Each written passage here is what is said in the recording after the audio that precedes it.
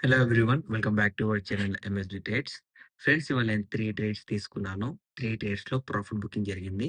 But ఇవాళ maximum points మార్కెట్‌లో capture చేయలేకపోయాను. Because of side way buying, side way selling, side way movement under 1 minute 15 minutes candle chart first. Okay. So first మనం bank Nifty analysis చేద్దాం. Okay.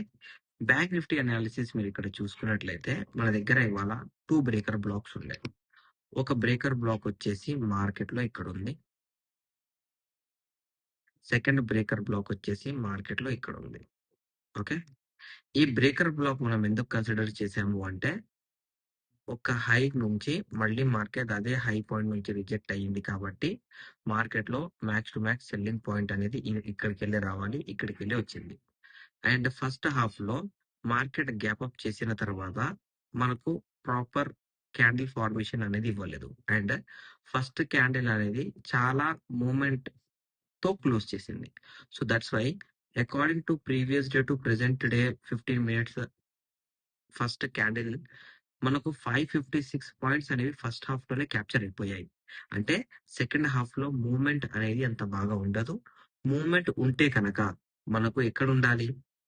Simple గా indirect break down point level break చేస్తే ఉండాలి. So ఇవాళ ఆ point కూడా break చేయలేదు. So that's why ఇవాళ మార్కెట్ ఏం చేసింది అంటే బ్యాంక్ నిఫ్టీ ఒక్కటే ర్యాలీలో ఉంది. ర్యాలీలో అంటే అది కూడా పక్క ర్యాలీ కాదు. ర్యా చెప్తాను. ఫస్ట్ క్యాండిల్ లోన ఎవరు మూమెంట్ క్యాప్చర్ చేయలేరు. దాని తర్వాత side by side candle form చేసి complete premium maintain amount capture చేసి ఉంటే నాకు తెలిసి ఇక్కడ క్యాప్చర్ చేయాలి, లేకపోతే ఇక్కడ క్యాప్చర్ చేయాలి. దీని తర్వాత మూమెంట్ మార్కెట్ లో ఏది ఉన్నా కంప్లీట్ కవరింగ్ అనేది జరిగింది. సో నేనేం చేశాను అంటే ఫస్ట్ హాఫ్ లో ఫస్ట్ క్యాండిల్ నేను వదిలేశాను. వదిలేసిన తర్వాత ఇక్కడ మన దగ్గర బ్రేకర్ బ్లాక్ ఉంది. సో బ్రేకర్ బ్లాక్ లో ఈ క్యాండిల్ రిజెక్ట్ అయిన వెంటనే ఒక ట్రేడ్ తీసుకున్నాను బ్యాంక్ నిఫ్టీలో. ఆ ట్రేడ్ వచ్చేసి 57,800 పిఈ. దీని లోపల ఓన్లీ 25 పాయింట్స్ క్యాప్చర్ అయ్యాయి. 25 పాయింట్స్ క్యాప్చర్ అవ్వడానికి రీజన్ ఏంటి అంటే నేను ఎంట్రీ తీసుకున్న తర్వాత market side by side candle form చేసి ఒక క్యాండిల్ పక్కన ఇంకో క్యాండిల్ కంప్లీట్ గా కవరింగ్ చేస్తూ నాకు ప్రాపర్ మూవ్మెంట్ అనేది ఇవ్వలేదు. అండ్ నాకు లాస్ కూడా కాలేదు. బట్ ఏంటి అంటే లో పాయింట్స్ అనేవి క్యాప్చర్ అయ్యాయి అంతే. సో అలా first trade bank Nifty 25 points profit booking. Second trade వచ్చేసి సెన్సెక్స్. సెన్సెక్స్ అయితే ఇవాళ నాకు సెన్సెక్స్ ని ఇవాళ చూసుకుంటే చాలా బాధేసింది. నాకు ఓన్ గా బాధేసింది. ఇవాళ నేను ఎందుకు చేశానా సెన్సెక్స్ లో ట్రేడ్ అర్థం కాలేదు. ఎందుకంటే ఇక్కడ మీరు అబ్జర్వ్ చేయండి, ఫస్ట్ క్యాండిల్ క్లోజింగ్ మనకు యాజ్ ఎ బ్రేక్అవుట్ లాగా పనిచేస్తుంది. ఓకే. ఇక్కడ మీరు అబ్జర్వ్ చేసుకుంటే ఫస్ట్ క్యాండిల్ లోపలనే సెకండ్ క్యాండిల్ థర్డ్ క్యాండిల్ కూడా ఉంది. సో మార్కెట్ ఏం చేసింది? ఇక్కడ పైకి వెళ్ళలేదు, రీటెస్ట్ రివర్సల్ ఇవ్వలేదు. సో నేనేం చేశాను అంటే టైం చూడండి, ట్రేడ్ టైం చూడండి, 11:13 AM. అంటే ఒక్క నిమిషం, 11:13 AM. ఇక్కడ ఇది 11 to 11:15 candle. Okay. Market no order block level అనేది బ్రేక్ చేసింది. ప్లస్ మన దగ్గర previous no order block retest ఉంది అని ఏం చేశానంటే ఈ క్యాండిల్ నడుస్తుండగానే అంటే స్టార్టింగ్ లో పైన ఉండే ట్రేడ్ తీసుకున్నాను. ఇది ఫాల్ అయ్యింది. అయిన తర్వాత మళ్ళీ ఇండిసిజన్ క్యాండిల్ ఇచ్చింది. ఇండిసిజన్ క్యాండిల్ ఇచ్చింది, బయ్యింగ్ ఆర్డర్ బ్లాక్ ఇచ్చేసి బయ్యింగ్ ఆర్డర్ బ్లాక్ పైన సస్టైన్ చేసింది. సో ఈ ఫాల్ లో నాకు వచ్చిన పాయింట్స్ వచ్చేసి 28 పాయింట్స్. దానికన్నా పాయింట్స్ ఎక్కువ క్యాప్చర్ చేయలేకపోయాను. దాని తర్వాత లాస్ట్ ట్రేడ్ అనేది థర్డ్ ట్రేడ్ అనేది నాది బ్యాంక్ నిఫ్టీ పి. సో దీని లోపల ఎన్ని points? 14 points. Only 14 points.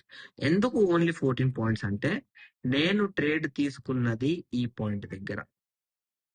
Market ఏం చేసింది? పైకి వెళ్ళింది, లిక్విడిటీ స్వైప్ చేసింది, బ్రేకర్ బ్లాక్ తో రిజెక్ట్ అయ్యింది, ఫాల్ అయ్యింది. ఈ ఫాల్ లో నాకు ట్రేడ్ లో చాలా మంచి ప్రాఫిట్ రావాలి. But market first target trailing ఇచ్చి ఫాల్ అయ్యి దాని తర్వాత మళ్ళీ పైకి వెళ్ళిపోయి అదే కవర్ చేసింది. సో ఇవాళ ఈ ఇప్పటి వరకు నేను ఇటువంటి మార్కెట్ అనేది 5 to 6 months బ్యాక్ చూశాను. మళ్ళీ ఇవాళ చూస్తున్నాను. కంప్లీట్ గా మార్కెట్ ఇవాళ మూవ్‌మెంట్ ఎక్కడ ఇవ్వాలో అక్కడ ఇవ్వకుండా, ఎక్కడ మూవ్‌మెంట్ ఇవ్వాలో అక్కడ సైడ్ వే చేస్తూ ప్రీమియం మెల్టింగ్ చేసేసింది. మ్యాక్స్ టు మ్యాక్స్ ఇవాళ చూసుకుంటే చాలా మంది కన్‌ఫ్యూజన్‌లో ట్రేడ్ చేసి ఉంటారు. బట్ మనమైతే ట్రైలింగ్ చేస్తాం కాబట్టి మన లాస్ రికవరీ గ్రూప్‌లో లేకపోతే మనము స్టాప్ లాస్ సీటీసీ పెట్టుకుంటాం కాబట్టి ఇవాళ మినిమం ప్రాఫిట్ బుకింగ్ తో బయటపడ్డాము. లాస్ అనేది లేదు. ఈ నెలలో నేను ఇచ్చిన ట్రేడ్స్ వచ్చేసి కంప్లీట్ 68. దాని లోపల నా స్టాప్ లాసెస్ వచ్చేసి ఓన్లీ 3. 100 పాయింట్స్ కూడా నా స్టాప్ లాసెస్ అంటే దానికి బయటికి వెళ్ళలేదు. 100 పాయింట్స్ లోపలనే స్టాప్ లాస్ ఉంది. బట్ నా ప్రాఫిట్ పాయింట్స్ వచ్చేసి it's more than 4000 points. More than. ఇది నేను బండ్ల గురించి చెప్పగలను. ఓకే. So right. ఇప్పుడు ఏం చేయాలి? మండే అనాలిసిస్ చేయాలి. ఫ్రెండ్స్, నేనైతే మార్కెట్ లో బయ్యింగ్ ఎక్కడ చూడట్లేదు. ఓకే. నేను ఎందుకు చూడట్లేదు అంటే మార్కెట్ లో రీసెంట్ గా ఏం జరిగింది? హై వెళ్ళింది, మార్కెట్ ఫాల్ అయింది, మళ్ళీ హై వెళ్ళింది, మళ్ళీ ఫాల్ అయింది. దీంట్లో మార్కెట్ ఒక ఎం ప్యాటర్న్ అనేది క్రియేట్ చేసింది. ఇది సింపుల్ ఎం ప్యాటర్న్ క్రియేట్ చేసింది. ఈ ఎం ప్యాటర్న్ లో నా దగ్గర నో ఆర్డర్ బ్లాక్ అనేది ఉంది ఇక్కడ. సో మార్కెట్ ఇవాళ ఈ నో ఆర్డర్ బ్లాక్ పాయింట్ దగ్గర నుండే రిజెక్ట్ అయింది. నాకు తెలిసినంత వరకు మండే లేకపోతే ట్యూస్డే హ్యూజ్ సెల్లింగ్ జరగాలి. ఎప్పుడు జరగాలి? మార్కెట్ ఈ లెవెల్ కింద క్లోజ్ చేయాలి. 58,124 కింద మార్కెట్ లో లెవెల్ అనేది క్లోజ్ చేయాలి. ఎందుకంటే ఆల్రెడీ ఇవాళ రిజెక్ట్ అయింది. Monday or Tuesday I want retest. Market ఇస్తే నేను బెస్ట్, అంటే మన లెవెల్స్ బెస్ట్, మనం కూర్చోవచ్చు. అలా కాకుండా మార్కెట్ ఎక్కడైనా ఇక్కడ గడబడి చేసింది అనుకోండి, మనం ట్రేడ్ అనేది కొంచెం ఒక రోజు తర్వాత 2 రోజుల తర్వాత ప్లాన్ చేసుకోవాలి. So wait for market fall. Okay అండి. ఇప్పుడు వచ్చేసి మండే అనాలిసిస్ కనుక మనం చూసుకుంటే మన దగ్గర ఒక బ్రేకర్ బ్లాక్ యాక్టివ్ ఉంది. ఆ బ్రేకర్ బ్లాక్ అనేది ఇవాళ ఇమీడియట్ రిజెక్షన్ అనేది ఇచ్చింది. ఓకే.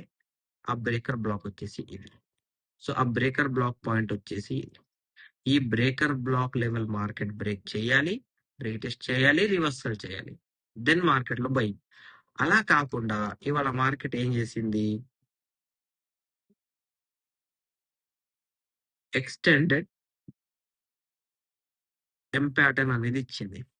మండే రోజు మనకు ఈ ఎక్స్టెండెడ్ ఎం ప్యాటర్న్ లో ఈ లెవెల్ బ్రేక్ చేసిన, ఈ లెవెల్ బ్రేక్ చేసిన ఫోకస్డ్ గా ఉండండి.